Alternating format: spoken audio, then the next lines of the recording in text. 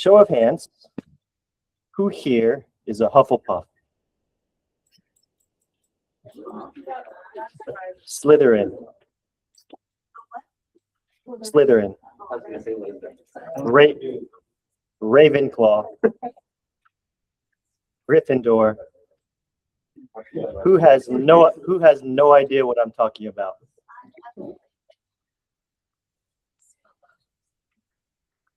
I'm referencing a series of books called Harry Potter.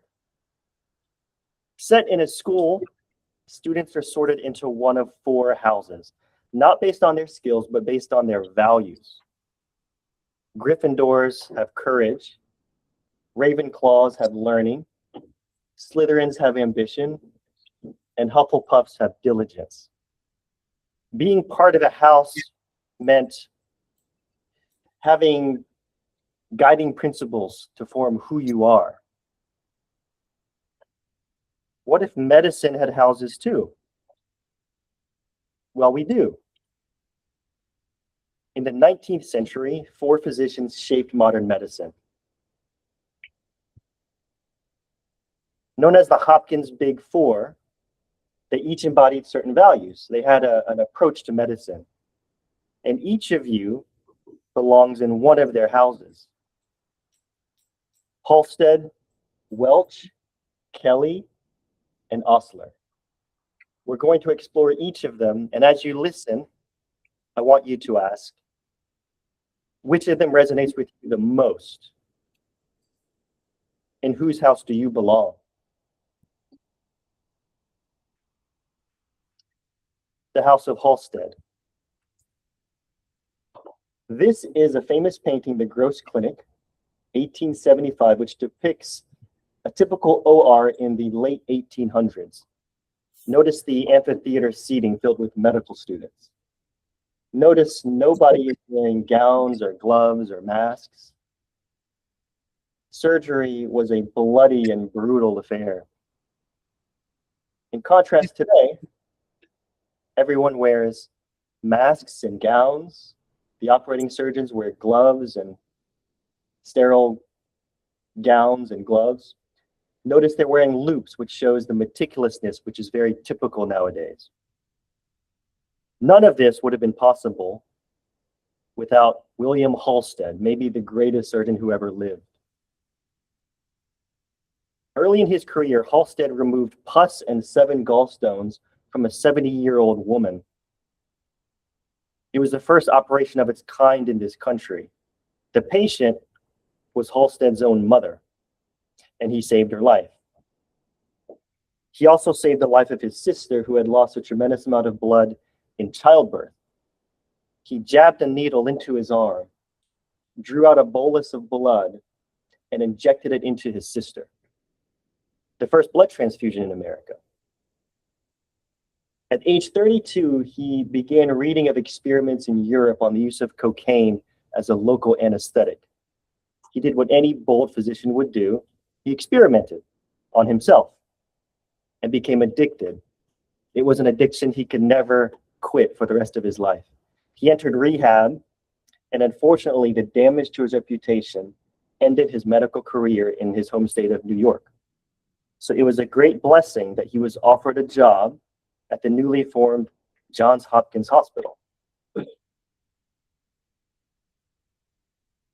Nothing shows Halsted's innovation and influence than his treatment of breast cancer. Halsted believed that cancer followed a predictable centrifugal pattern. The tumor would spread to surrounding tissues, and then the lymph nodes, and then the rest of the body. So he thought that if you could excise an ever-widening area of tissue, you could eradicate the cancer. In 1894, he described his radical mastectomy, in which he removed the entire breast, the lymph nodes of the axilla and the clavicles, and the pectoralis major muscle. This operation became the standard treatment for breast cancer for the next 70 years. The operation we do today, the modified radical mastectomy, is a modification of Halsted's radical mastectomy. The way Halsted operated was very different. He was meticulous. He was known as a perfectionist. His operations would last hours. This was very different. And in fact, his style of operating became known as the tenets of Halsted, and it's how we operate today. Gentle handling of tissues, meticulous hemostasis, preservation of the blood supply, aseptic technique, minimum tension on the tissues, accurate tissue apposition. Halsted made many innovations in surgery for the thyroid, stomach, intestine, hernia, arterial aneurysms, but probably his most lasting influence is a system to train young physicians. This was based on the German system and involved a gradually increased level of responsibility.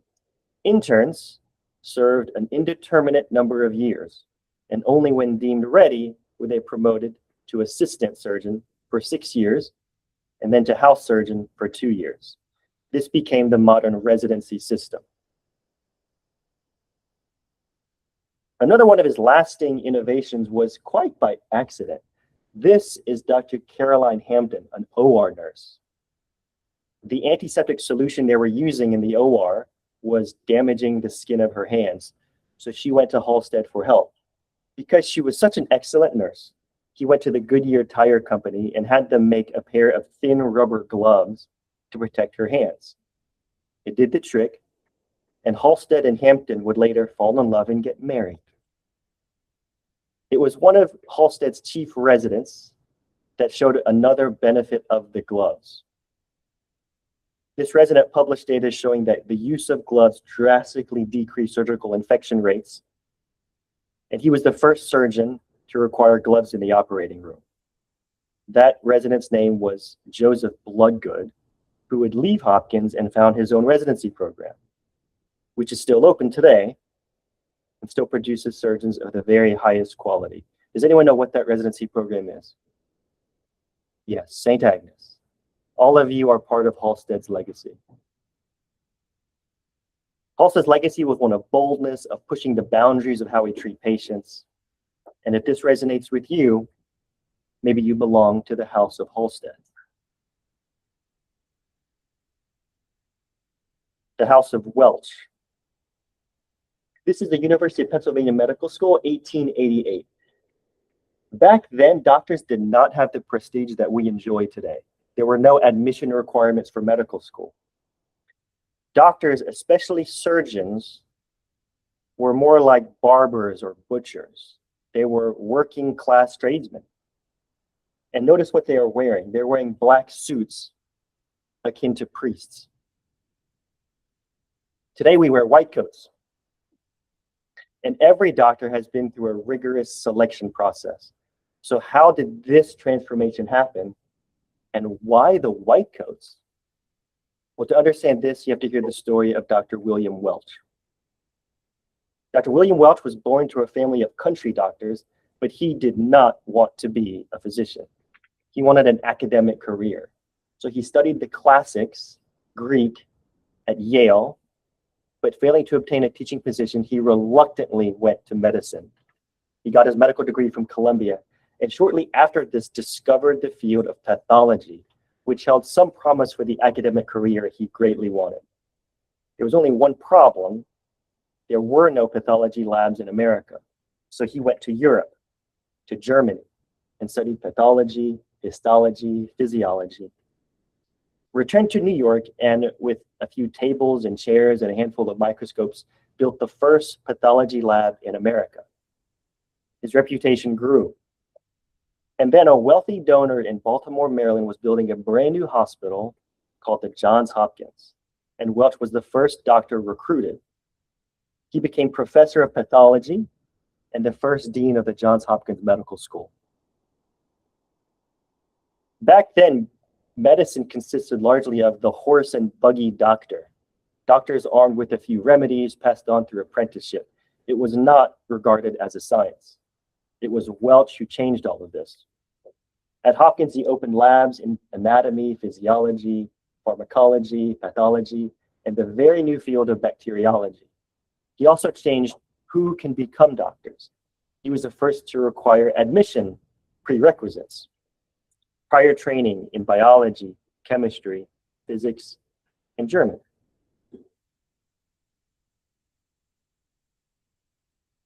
Medical scientific output drastically increased. Welch himself made many discoveries. He discovered the gas-forming bacteria Clostridium perfringens. He made pathologic discoveries of Bright's disease of the kidney, which today would be called glomerulonephritis. He described the structure of the white thrombi and many other discoveries. American medical science was now established, and Welch finally had the career he always wanted.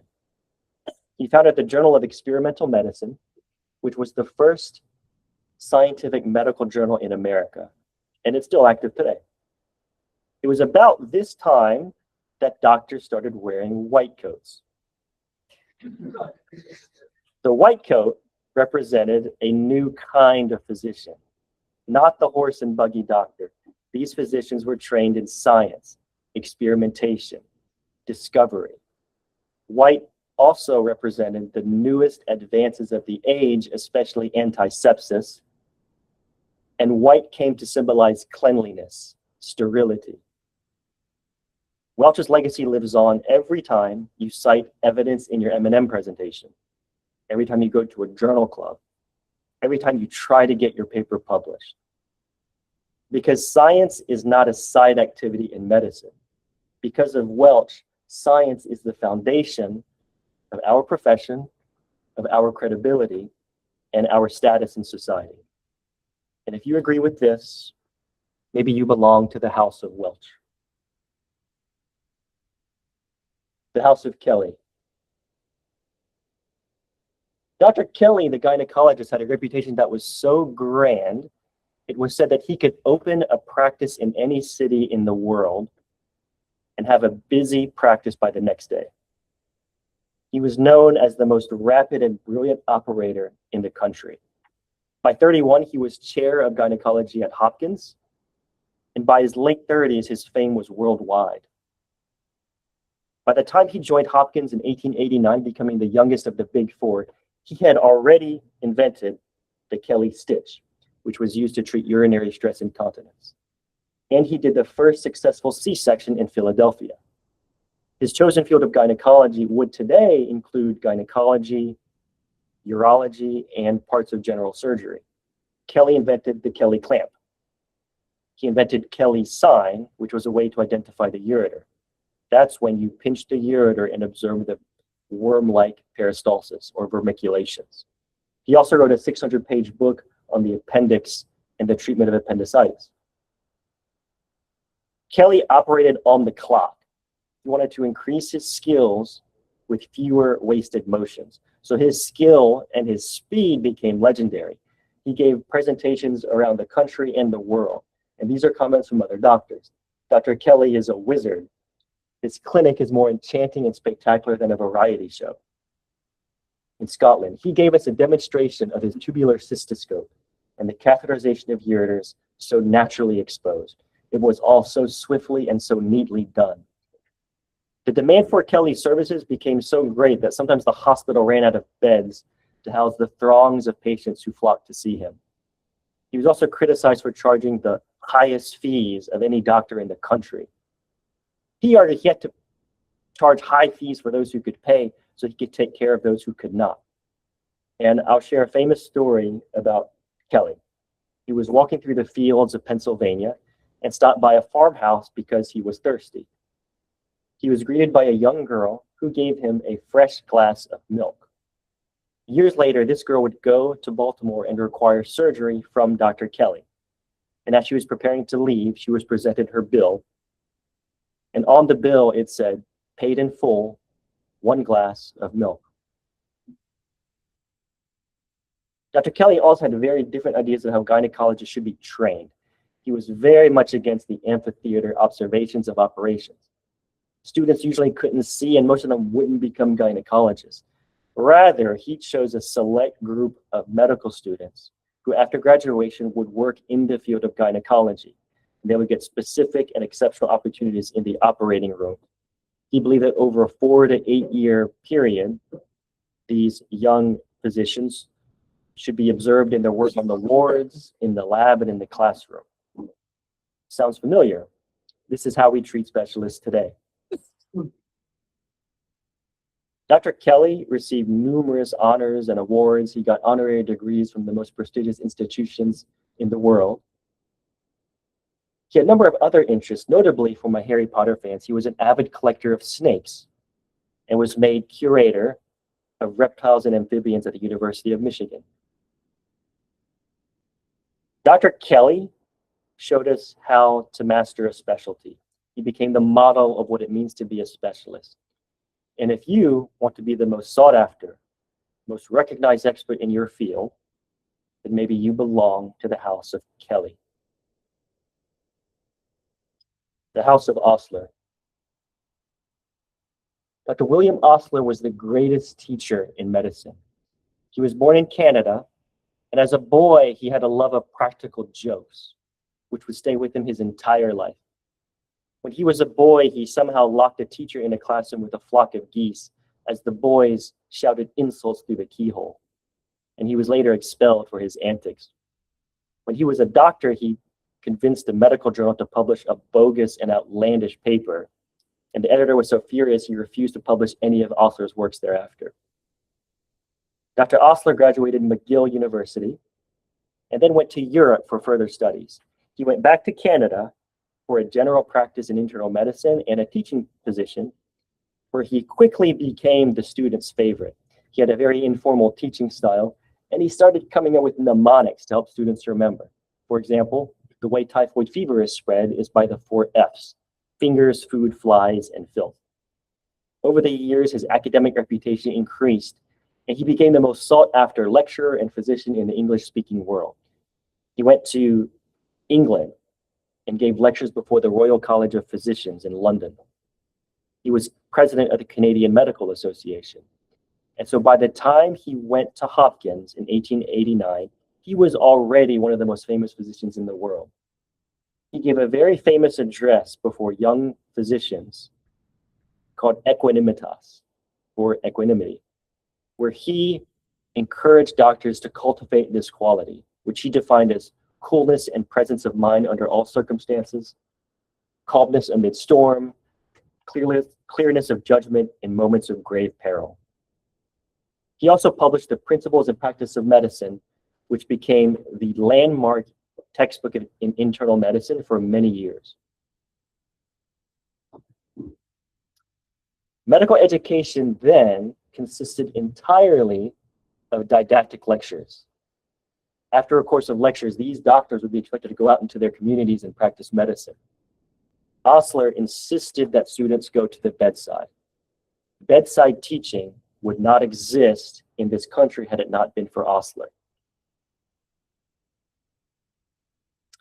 Dr. Osler was an excellent writer and lecturer, and he has a number of famous quotes, which I will share with you. Medicine is learned by the bedside and not in the classroom. To study the phenomena of disease without books is to sail an uncharted sea, while to study books without patients is to not go to sea at all. It is astonishing with how little reading a doctor can practice medicine, but it is not astonishing how badly he may do it. I cannot describe the legacy of Osler any better than he could himself when he described what he would want on his gravestone. I desire no epitaph than the statement that I taught medical students in the wards, and I regard this as by far the most useful and important work I have been called upon to do. And if you feel called to teach and mentor others and practice with compassion, then maybe you belong to the House of Osler. So these are the 4 founding physicians of modern medicine. Halsted demonstrated boldness, pushing the boundaries of how we treat patients. Welch established the science and made this the foundation of what we do. Kelly showed us how to master a specialty and achieve the highest levels of achievement. And Osler showed us compassion, especially towards learners. So now it's time to be sorted into your houses. So if you could, you can scan this QR code.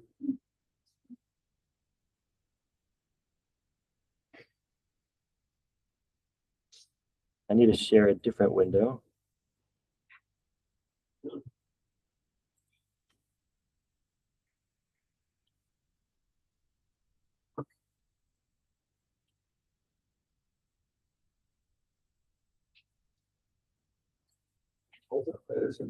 Sorting cap that says not disposable. Yeah, so it should be active now. All right, so let's see. Let's see which houses everyone belongs to.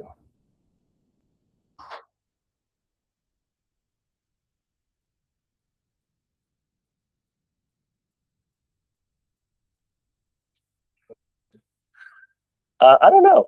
Can you? You change it for it. Yeah. Oh, okay. Yeah, it's kind of like a horoscope. Like you might find a few of them match you, but yeah, try to pick the one that resonates with you the most. Oh, Osler's making a comeback. Oh, no Hall. We have a room full of surgeons and there's no Halsteds here. Wow. Oh yeah. Anyone addicted to cocaine? Okay, so we have a lot of Slytherins. I mean Kellys.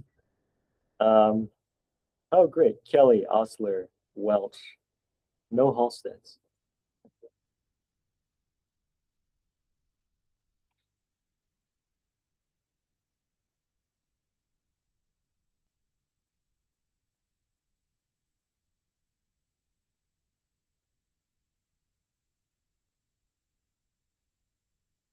Well, I hope you've enjoyed this journey to the past. By connecting with the past, you become part of a much larger story, like being in a play that was started 100 years ago, and it's still being written by you. In the words of Walt Whitman, the powerful play goes on, and you may contribute a verse. Thank you.